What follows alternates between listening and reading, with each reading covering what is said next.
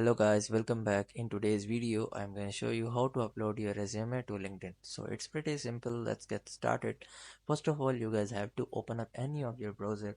Then you guys have to search for LinkedIn and sign in with your LinkedIn account. So after signing in with your LinkedIn account, you guys can be redirected to the LinkedIn homepage, which is here. So you guys have to simply tap on the top right corner of me icon or your name or your profile icon.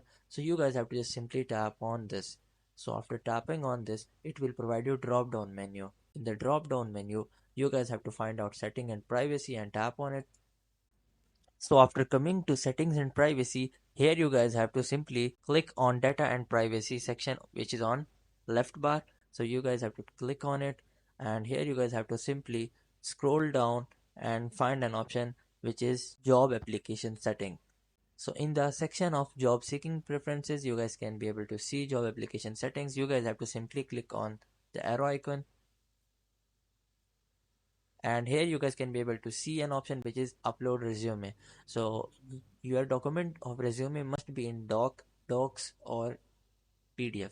So in order to upload resume on LinkedIn, you guys must have to convert your doc into doc file or docs file or PDF file.